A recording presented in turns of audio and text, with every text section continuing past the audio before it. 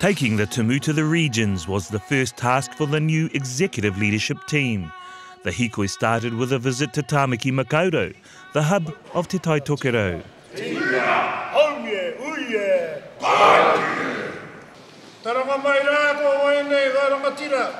Ko whakatau mai rā ki rungai tō tātou marae. O reira mā wai e tō mā te rau mai ranga e tō. Mā wai e tō mā te kaupapa o te Wānanga o Aotearoa e tō. Tēnei rātou katatu mai nei. At the outset of the arrival and the assembly of the new Tumu leadership team, I thought it was important to introduce themselves to not only our people at head office in Te Amutu, but just as importantly, all of our kaimahi and our kaiwhakahaere at the delivery end of our organisation. So on that note, I'd just like to take the opportunity to firstly introduce our Te Tai Tuara, John Wānanga. Te Tai Uringi, Jim Mather, presented each Tumu individually. Gary Johnstone, he is a Tumu Angarau. So the high-level design is underway.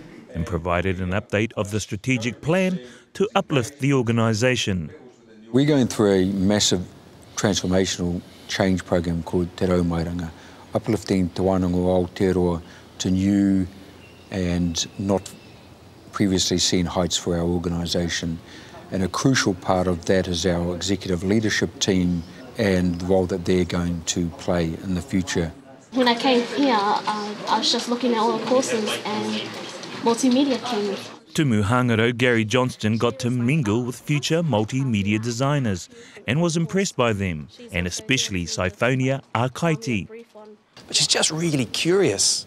She's really excited about learning and the possibilities that come from learning, and that's really infectious. Siphonia followed her sister into the Wānanga, and her entire whānau supports her learning. You've taken some of the stuff you've done home to your whānau?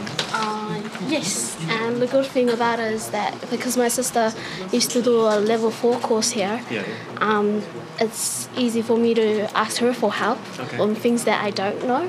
And she's really clear about her connection to her whānau, her understanding about how her sister supports her, about how that she can use the skills in a meaningful way to contribute today. Ensuring that our leaders mix with staff in tauira is important, says Te Tai Urungi. She's taken the opportunity to ask questions of our tumu, so I think that's a very good example of why our leadership of our organisation should be accessible. The next stop on the Hikoi is Te Papa I o Ea, where the tumu meet future carvers. How do you put that into place? And social service workers. What outcome do we want here? Te Anga Nathan, Te Wānanga o Aotearoa.